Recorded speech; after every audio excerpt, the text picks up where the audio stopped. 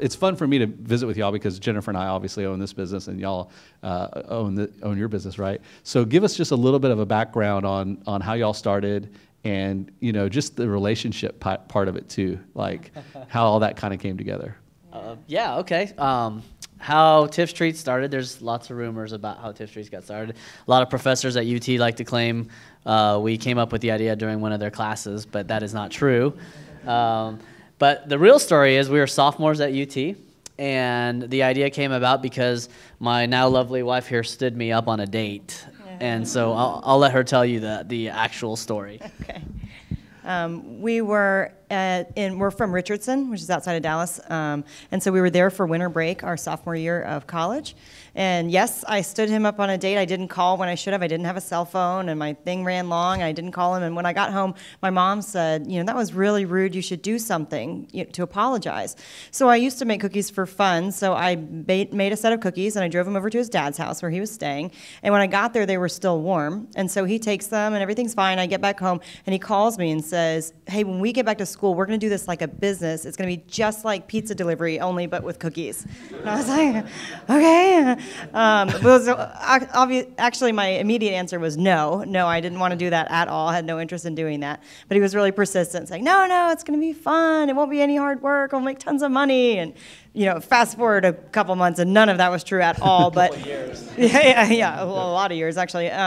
But it sounded fun, so then we spent the rest of winter break just going to the grocery store, pricing out chips. What other kinds of cookies besides chocolate chip can we make? How much does it cost to do that? How could we package it? We used our dial-up internet to find out different packaging sources. And we actually came up with the little bakery box that you see there, the same size and shape. Since then, we've improved it, but that's what we decided to do. Leon came up with the idea to tie it with a ribbon. One of our favorite restaurants in Richardson ties their silverware around in a napkin and then does a little ribbon on them. So he said, we should do a ribbon, just like Cafe Max. So that's where the ribbon idea came from. And when we went back to college 2 weeks later, we bought a cell phone for $99. And so that way people could call us directly. And then we opened right out of Leon's apartment. And that was a surprise to his roommates because he shared that apartment with college roommates. So when they got back, we said, surprise, we own a business in your kitchen. Yeah. They weren't actually very happy that we started a business in our shared college apartment. I bet. I have one of them who's just only recently forgiven me. No joke, like a decade later. But yeah, so they would be trying to study and whatever, and we would move their Totino's pizzas aside in order to bake cookies for orders. So. I cannot imagine if people were complaining about being with cookies all the time. I guess you get tired of it after a while. Is that what happens? Yes, I think so. And I mean, they were trying to study, and we were trying to operate a business. So, I could see why. Yeah. Well, so Leon, were you always like entrepreneurial like minded? Did you always just want to start your own business? I didn't think I was, but comparing to Tiff, how we grew up, I guess my parents were, and so I thought that's how everyone thought, and so I'd always be thinking of ideas, some terrible and some maybe not so terrible, but really the impetus was after my freshman year of college, I interned at a company in Dallas, and I won't name the company, but I was sitting there one day thinking, oh man, I don't know if I could do this when I graduate. Everyone there was watching the clock. They couldn't wait till right when it hit 5 o'clock to leave, and then I interned there again over the holidays. And I was thinking to myself, I got to try to find something to do for myself because I don't think I could. I don't think I could do this when I graduate. So, kind of a little bit of that and a little bit of growing up in an entrepreneurial household.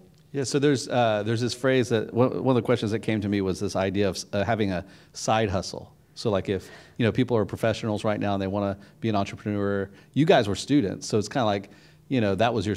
I don't know what was the side hustle really for y'all, but do y'all have advice for like entrepreneurs that are maybe busy or future entrepreneurs that are maybe busy at their work or at school? Like how do you balance everything? And any advice on like that whole idea of a side hustle to make it happen? That's tough. I mean. That's really tough. I think we look back on it and think that we were happy because we were so young, that we just had a lot of energy and when you put it all together, it was a lot of hours of doing stuff. But I would say, put your passion into the thing that you want to really be doing, and then you can spend your other hours doing the other thing, but it's hard to split passions up one way or the other. So we've really put all of our focus and all of our energy into Tiff Streets even while we were still in college. So I had been a member of a couple of different student organizations, and over the course of 6 months, I dropped out of all of those because I just couldn't. You can't do everything, not all at once. That's good. So give us a little bit of insight in just history, I guess, of your growth in around Austin and also around the state now. Yeah, when we started in 99, we were still in college until we graduated in 2001. We still did it part-time. She only agreed to do the business if we would do it Sunday through Thursday because she wanted to go out Fridays and Saturdays. And of course, only at night, 8 p.m. to midnight, because we still had to go to school. Mm-hmm. And so we did that during college. And when we graduated, we weren't making anywhere near enough money to support ourselves or even warrant this as a business. It was, looking back on it, ridiculous that we would think, okay, let's go and give it a try. But I think what happened was during our junior and senior years of college, a lot of people try to order cookies during the day, and we would tell them no, and they would say, please, we need these for our office. They got wind of the service, and we were naive, and we said, okay, I'll tell you what. If you order at least 4 dozen, which turns out to not be a very big order, we'll skip class and bake your cookies. So senior year comes along and we're skipping class left and right. Yeah. So we were thinking, I don't know if we could make it right now, but we should definitely try targeting the daytime population, the businesses and hospitals, law firms, when we graduate. So we did that in 2001, and that happened to be the fall of the 9/11 and the economy tanking, but I don't really think it affected us much, right? Well, you couldn't get any smaller than we were, so we didn't have an effect in that way that we could see, but it probably was slower than it could have been. And then, so from there, in 2003, we moved locations. So we had been on a month-to-month lease where we were, and we got 90 days notice to leave locations. So we moved to we have a little house, converted house on MLK and Nueces. You should tell them the story about the permitting on that. So the story with that was, well, actually, to back up, we had moved in 2000 to share space with the potato shop on the drag. So we worked in the back of their kitchen, like right next to the potato guy. So he was like doing potatoes and we were doing cookies right next to him. But we had our own ovens, which we bought at a used appliance store for ourselves. And then they went out of business. And so we went next door to the Scientologists who were the landlords of the building and said, can we stick around? The potato guys are gone. And they were like, who are you? We didn't even know we didn't know you were in here. I said, well, we are. Can we stay? And they said, you can stay month to month. So we stayed month to month for about another year. And then they said, but at some point in time, we'll give you 90 days notice to leave. So they gave us 90 days notice in the fall of 2003.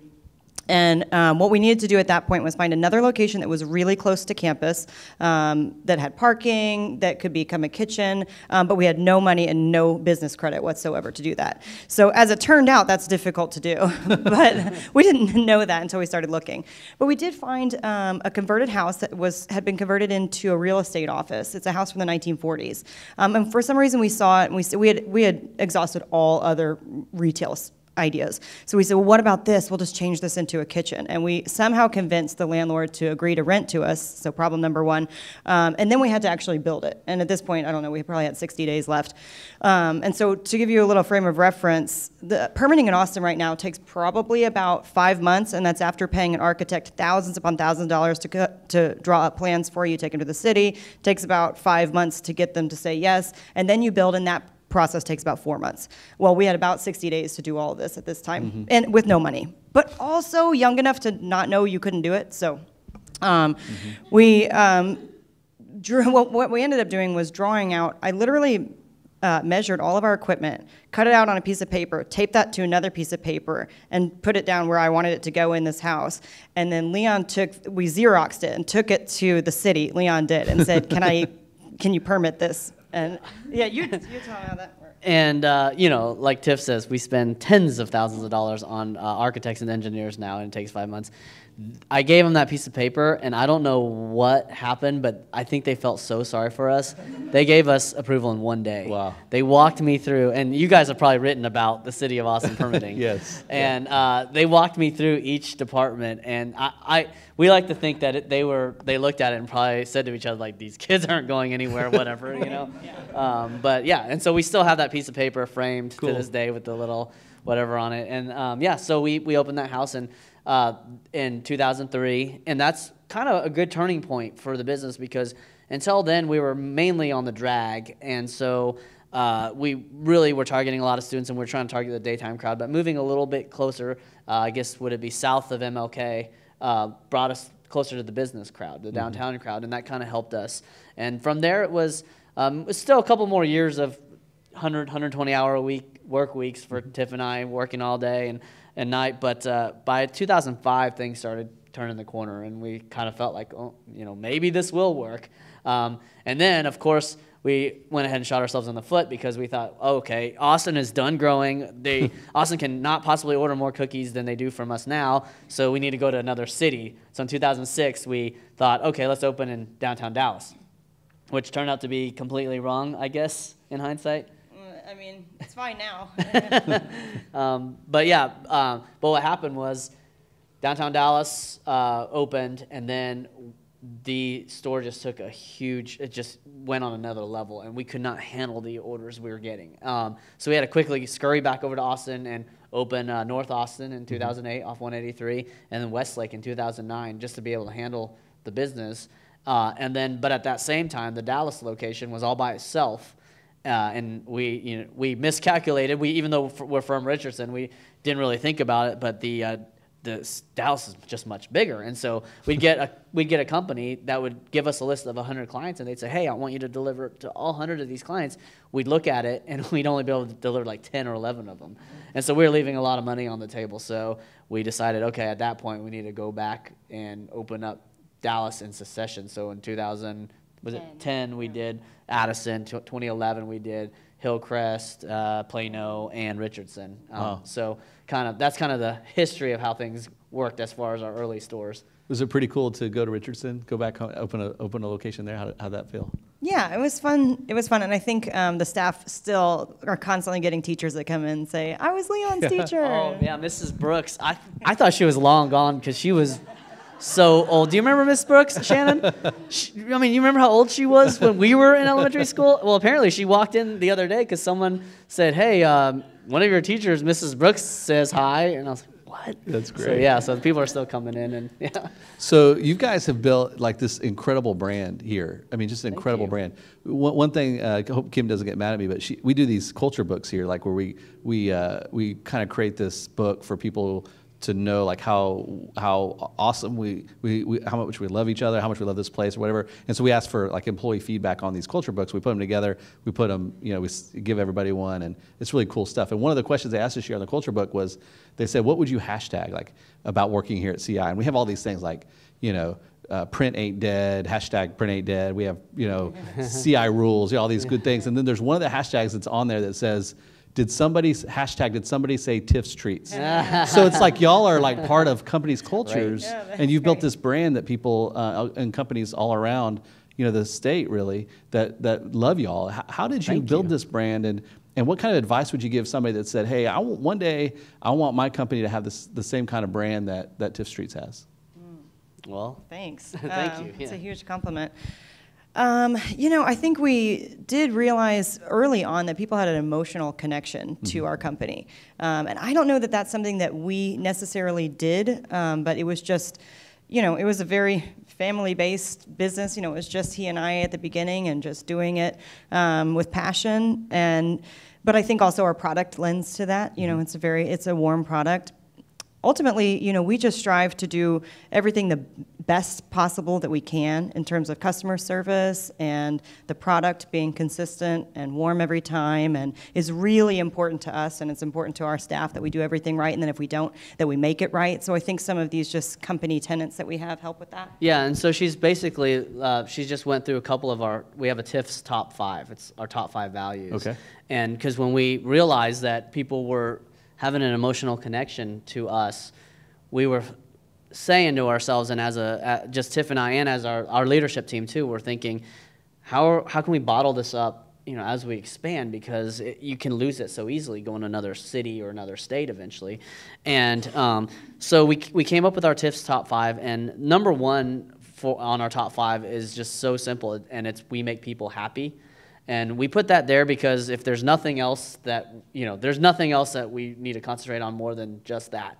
And I tell the story a lot that whenever people meet Tiff and I, they always freak out and want to tell us their first Tiff Streets experience. And the one I get the most, and I still get this, got this just the other day, somebody will say, I'll never forget the first time I had Tiff Streets. My wife and I, we had our first born, and we were in the hospital. It was a crazy day that day, and our sister-in-law sent us cookies, and at the end of the day, we're just in the bed, just eating Tiff's Treats. And now every time a friend of mine has a baby, we'll order Tiff's Treats. And I tell that because I think it's really, it's very special for us that not very many companies get to sneak into what is probably somebody's best moment in their life, or one of their top moments. Not very many brands do, but for some reason we do. But Tiff will say that it's not just about the top moments and the birthdays and anniversaries and stuff like that too.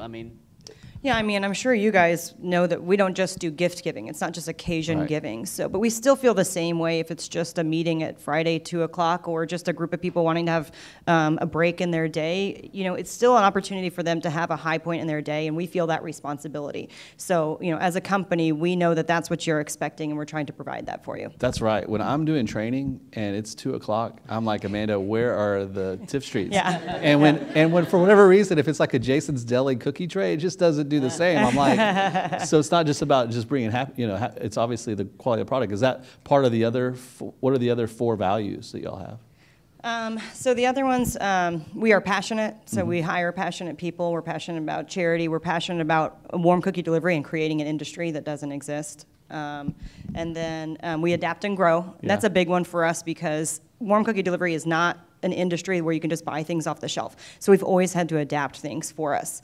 And then we're ever changing. We change all the time, just our operations and our processes, but all improvements. We don't just change for change.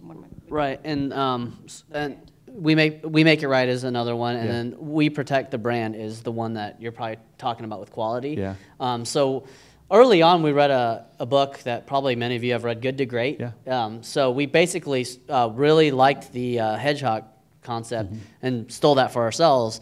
And so in our We Protect the Brand value, we talk about how we are the best in the world at warm cookie delivery because we invented it, and we want to stay that way. But if we can't be best in the world at something, then we won't do it. And that's the bar we set for ourselves. And that's why we don't do a lot of the things that a lot of people ask us to do all the time, like cookie cakes and shipping, wholesaling. And decorated cookies. Yeah.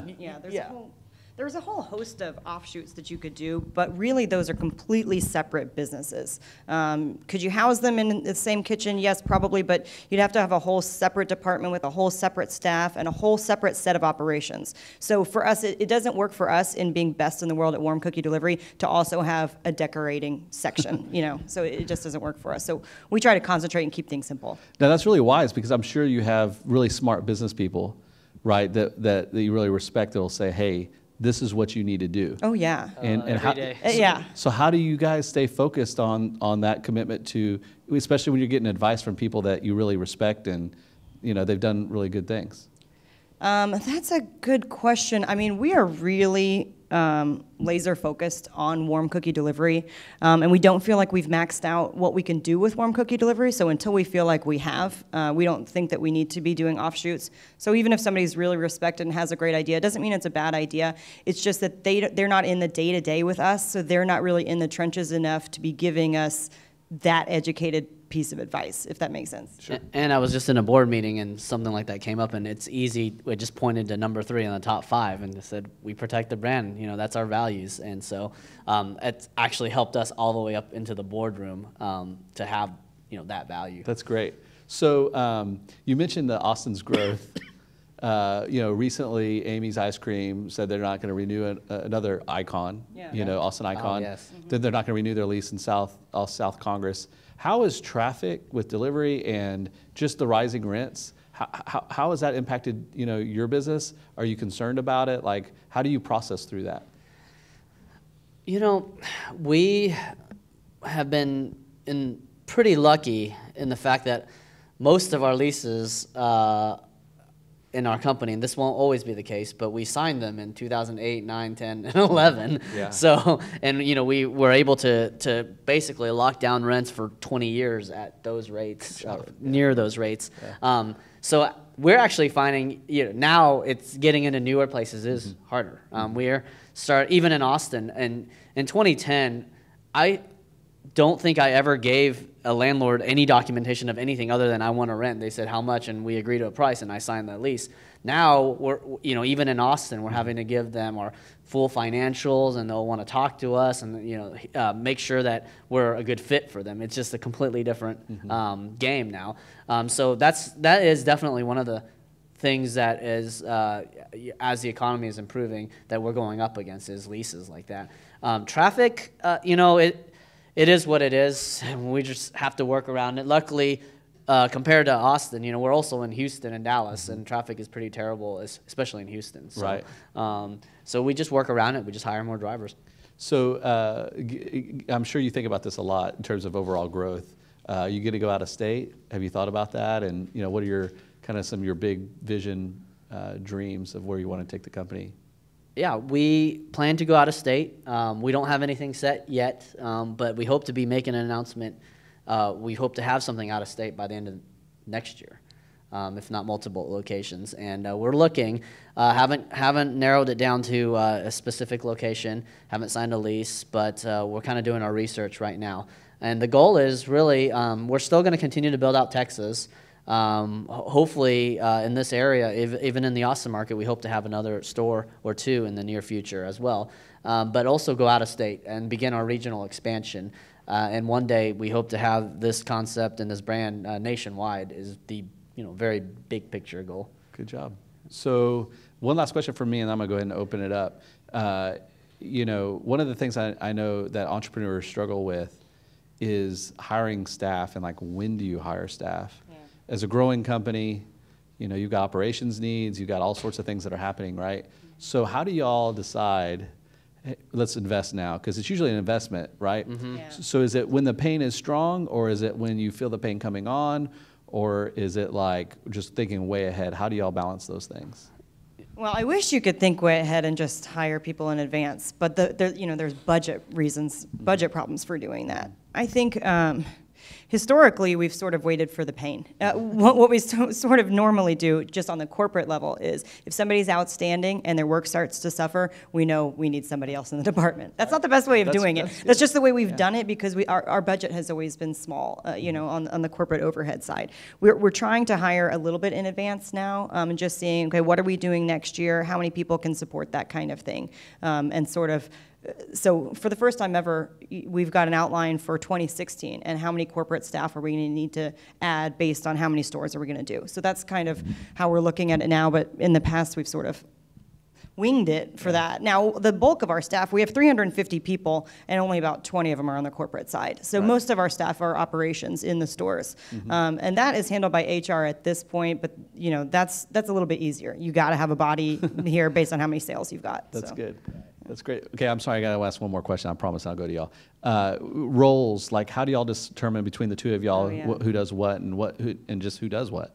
Yeah, that's a good question. We're very different, so we've always just been drawn to different pieces of the puzzle. So it sort of has always just naturally, we've never fought over, I want to do that, I also want to do that. We never want to do the same things. So we just, whatever we like to do, we split it, and then it's sort of become a little bit more stiff over time about what each of us do, but we flex a little. Yeah, I handle the bulk of the fundraising, investor relations, big picture vision and culture. She is super detail oriented, and she handles the nitty gritty stuff. And We have a COO that's excellent, does a great job, but she kind of still works hand in hand on the operations and the details on that. You work a lot on the software side we have a chief technology officer and a whole development team, but she works with them on a day-to-day basis as well. So kind of different functions, and it's worked out wonderfully so far. Good job. All right, what kind of questions y'all have out there? There was one, I know I saw one Twitter question that said, please ask them what is the recipe. That we can't answer. No comment. Actually, I would not be able to recite it. Yeah, actually, they wouldn't want it from us because, by this time it's made in such scale that we don't even know. Yeah. But everyone does have to sign confidentiality in the company. When you gave me a tour of your facility, you told me that you let your employees eat as much as they want because then at that time they're like sick of it and they just want to, just make good cookies, right? Yep. Yeah. So do y'all do tours? No, we don't do tours. But the employees, they can eat as much as they want because it's self-controlling. Right. There's only so many you can eat. There's only so much you can have. Yeah, the first. It is a good benefit. No, I remember this, everybody's first or second day of when, at the store level, they're all excited and they're like, I can eat whatever I want, and they take home as many cookies as they can carry. And then by the end of the second week, they're fighting over, like, I don't want them, do you want them? I don't want them. I don't want them. 'Cause it's like, so. There is only one difference from that. It's our flavor of the week. So we run a flavor of the week about every 6 weeks. So that we actually did have to say, 2 a piece, and that's it, because we have a limited run. What they were doing was taking home 2 and 3 dozen every single employee, and then we would run the numbers, and then we'd be out of dough. And we were like, what happened? Like, oh, they're eating them all. Oh. Yeah. That's great. I love that. All right, what kind of questions y'all have? Yeah, Scott? Just curious, do you guys view the whole dessert and like sweet spectrum as competition? So like cupcakes, donuts, etc., or do you guys just kind of view the cookie and especially warm cookie market as any competition? That's a good question. Specifically, warm cookie delivery we would consider competition. There isn't a whole lot of it, so we don't focus a lot on that. We sort of consider anything that could be ordered instead of us to be competition. So, edible arrangements would be a gift-giving service, even though it's not particularly a dessert. You could choose that instead of us. You could choose a Jason's Deli cookie tray, so there would be that. You could have a cupcake. But really, we don't focus on competition a whole lot. We really just focus on what we do. We're not that concerned about it. Right, and it's it gives us more competition, but we can't be concerned about it because where we've fallen as a brand is kind of unique in the fact that we're one of the only socially acceptable brands where it's socially acceptable to order for yourself as much as it is to send as a gift. So you guys, I doubt you guys are sitting around the office at 2 o'clock and someone says like, hey, anyone want to go in on some edible arrangements with me? I don't think that happens. Nor I don't think you would send a client Papa John's pizza and say, thank you for all you do, So, but we've been able to be used for both of those purposes. So every bit, like Tiff said, is a little bit of a competition. But again, unless they do exactly what we do, which is, bake to order, warm cookie delivery, then we pay attention to it. It'd be foolish not to, but we don't really focus on it. That's good. I just want to say, just to, kind of not to one-up you, but we allow our employees to read as many newspapers as they want as well. So remember that, guys. Yes, Lauren. Obviously, your name is obvious, but when did you guys decide, brand yourself as Tiff's Treats? Was that always something, or were you guys called something else when you guys started the business? Yes, we were called something else. We put no thought into the name, to answer the first part of the question. When we started, I had wanted a business called Tiffany's Treats. It was just a nothing pipe dream that I thought I would have a bakery one day called that. So when he suggested the warm cookie delivery idea, I said, well, what if we call it Tiffany's Treats? And so we did. That was all the thought that was put into it. And then in 2003, it was right around the same time that we got our notice to move locations. We also got a letter from Tiffany and Company saying that we could no longer use the name Tiffany or any part of the name Tiffany. And so Leon, Leon shopped around some law firms that were customers and found a really good one. Some of them wanted to take it up to the Supreme Court and say, that's not right, but that would have taken us... We could have won at the time, too. Yeah. But then another one said, just do you want to stay in business and keep doing business? If so, let's just settle on something. So we spent kind of a lot of money that we didn't have to just keep the name Tiff's, because originally they didn't want us to have any part of the word Tiffany. So we shortened it to Tiff's Treats. And in hindsight, we should have probably just saved all the money and just changed our name outright. But we had been doing it for 4 years, and how old were we then? Pretty young. We started when we were 19, so that was a big portion of our life at that time, so it seemed like a long time. It seemed like we had put so much into this name that we didn't feel like we could lose it. In hindsight, we probably should have just changed it, but. It's turned out okay, though. So now anyone in the country that uses the name Tiff or Tiffany's or anything, like, we do have a legal team that's really wonderful protecting our trademark, but a lot of times we'll just send them an email and say, Tiffany and Company will come after you if you don't change your name. And by the way, you can't change it to Tiff's because we have that registered trademark too. And so that usually does the trick. And so we kind of have this big brother bully for us that we didn't realize we would have that. But it has honestly saved us a lot in legal bills on the back end, I guess. It saved other people too, right? Yeah, that's true. You help them out. Yeah, if they listen. Yeah. That's true. Good. Yeah, Amy. Out of all those kinds of deliveries, whether it's on college campus or it's to the Capitol or private sector, what's the mix? Or going to the hospital for those personal things. Yeah, that's a good question.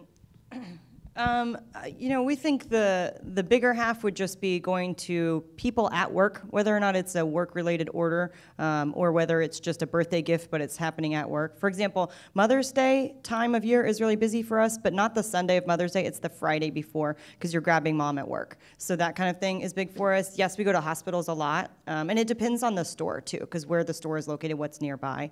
The Capitol is huge for us here, so that's a great, but really only every other spring, when it gets really busy.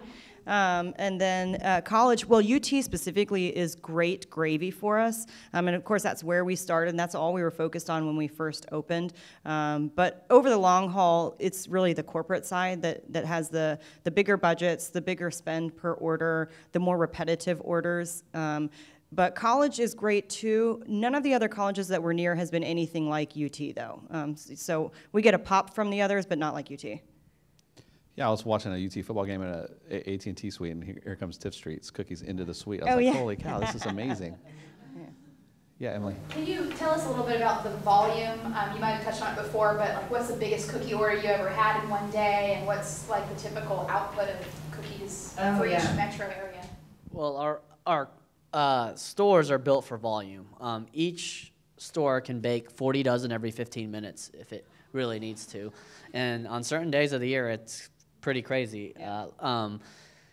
We're probably out of touch with the biggest order in one day we've ever had, but how we make our money, someone will give us a list of, and there's a company here in Austin that did this for 5 years straight, where they gave us a list of, 1,100 of their tenants, their property management group, and said, here, send them all 2 dozen cookies. And so we would make our money, we make our money that way with the high volume. We have, you want to tell them about pharmaceutical sales reps too? So in terms of repeat business, we'll get people that will come back because it's a great foot in the door thing for a meeting. You can't get in, but you can with the cookies. So they'll come at 11 for their noon meeting. They'll come back at 1 for their 2 o'clock meeting. So some of the same people coming even back the same day, much less multiple times in the week. But yeah, we get orders for hundreds of dozens a lot, frequently. Yeah, we're really built for volume. Good, I think, Kim. How do you get the word out when you're going to a new market of your business, and kind of what's y'all's ramp up time? Yeah, that's a great question. The ramp up time is a challenge because especially if you're in a new area that hasn't had warm cookie delivery before, nobody knows that's a thing. So it's, you have to educate them on that it's there and that we're there and remind you that we're there. Our best way of doing it has always been sampling. So this is how we did it right here when we first opened during the daytime. This was just pre-9/11, you could walk into any business with a big stack of closed boxes and just go door to door and start handing things out. People were like, great. Yeah. And then right after 9/11, nobody wanted you walking in with just a mystery box any longer. So it's a little bit more challenging to do sampling now than it used to be, but we have ways of working with property management companies and just going to a high-rise and just going all the way up and sending cookies out. That's far and away our best way of getting the word out. Right, we do a mix of a little bit of everything, billboards, some radio, some print, but nothing works better than getting warm cookies into someone's hands. So that's been our best always. Yeah, that's great. Good question. Yeah, Amy.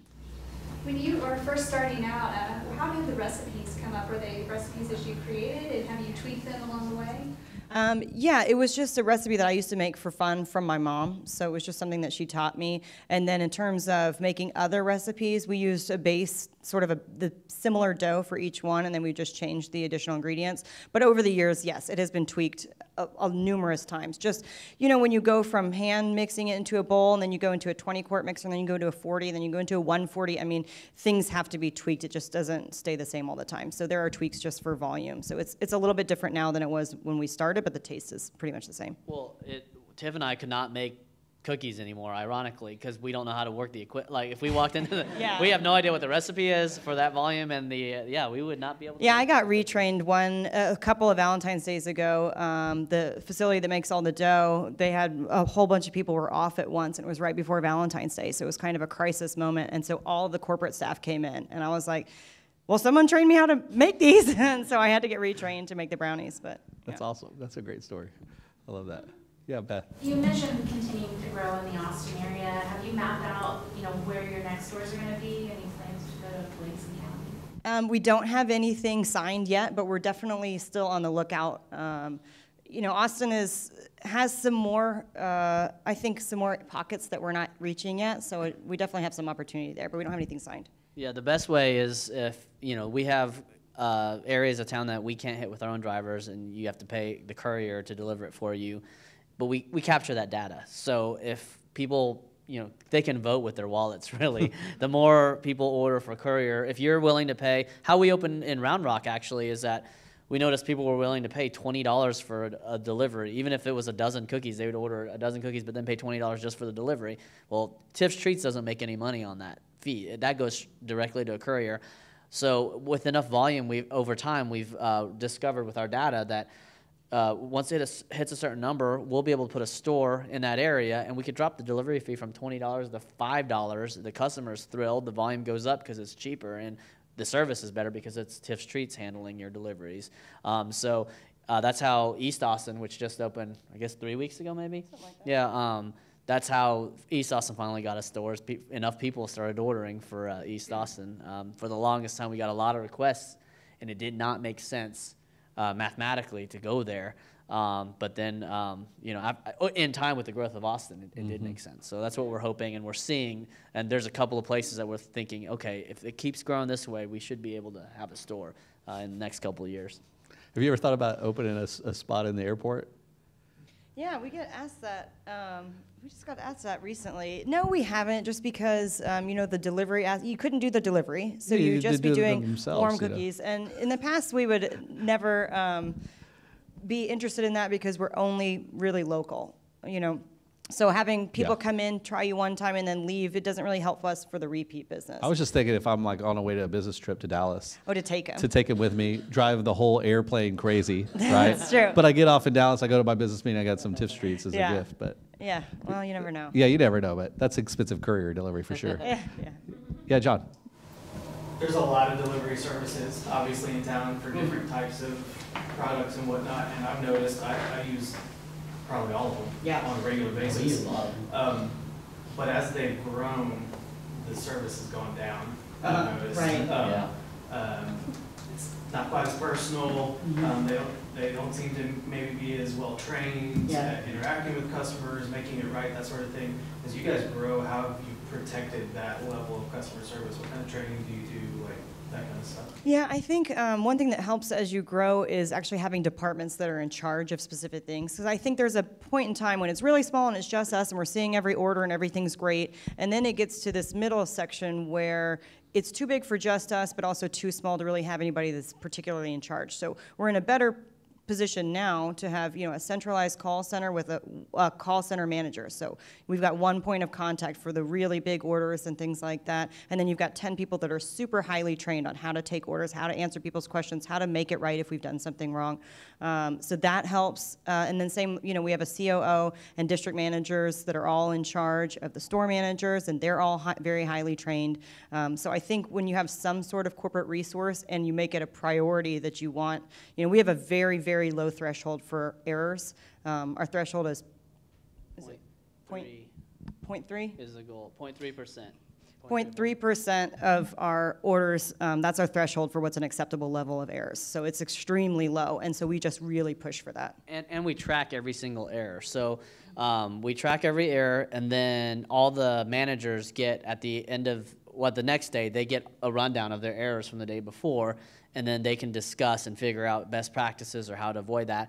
And we track every error down to the who made it level, to where if someone's consistently making the same error, they'll get a write-up. We've let people go because of people just can't remember to bring your milks on your delivery for you. Why every time you deliver, there's only 11 cookies in a box? They free deliver. Right. Exactly. It's just weird. Yeah, but it's something as we've grown, we've actually found ourselves slipping, and we've come up with things to fight against that. And one of the recent things we've just launched is Tiff's 101 in Austin, and that's every single new hire now, before they even start their first day of training, they have to go into a conference room, and it's a peer-led course, and go through 4 or 5 hours of learning about the company, the culture, the values, watching some videos, and they fill out a little bit of paperwork, but just to get everyone on the same page before they even step foot. And our hope is that out of 10 people in a Tiff's 101, if 4 of them quit after that because they're like, this isn't for me, that's great. We'd rather them not show up to work and waste resources. And so there's things like that where we're trying to get people in the door and excited and on the same page right away. Just a little example of some of the things we've put in place to try to guard against that, because that's our biggest fear. All right, 2 more questions. What do we got? Yeah, Leslie? What is your most popular product or cookie, and does its popularity change given different geographical regions? Tell them about our most and our least. That's an easy answer. It's chocolate chip, hands down. And I don't think that Texas is kind of hard because it's all so similar. But no, I think chocolate chip is pretty universally the most beloved.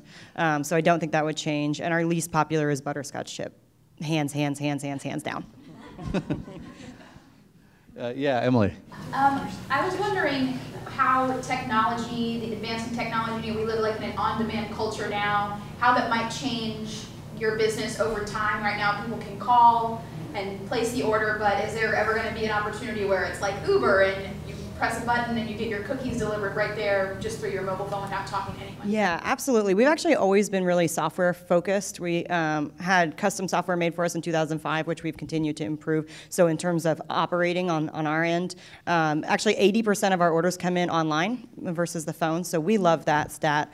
But absolutely, that would be something that we're interested in doing, is moving towards more of that kind of platform as it's more expected from customers. One of the nice things is as these things come out, it gives us available technology that we can use and borrow, as opposed to trying to create something from the ground up. Our concern and effort will be to make sure that it's done right. We don't want to put out an app that's buggy or just inadequate. So we're taking the next year to really work on that on a basic level, so that when we do put something out, it actually works. That's good. All right, well, thank you all so much for coming. You guys are just an amazing couple, an amazing success story here in Austin, and we really appreciate y'all coming out. We'll be putting this together and sending it, giving our editors and all the papers we serve that you're in around the state an option to use it, as well as we'll try to do a nice video piece for it as well, for our readers to see a little bit more about who y'all are, because I think who y'all are is just as awesome as the brand itself, which is hard to do, hard to see. So, but anyways, congratulations on your success. Join me in thanking them.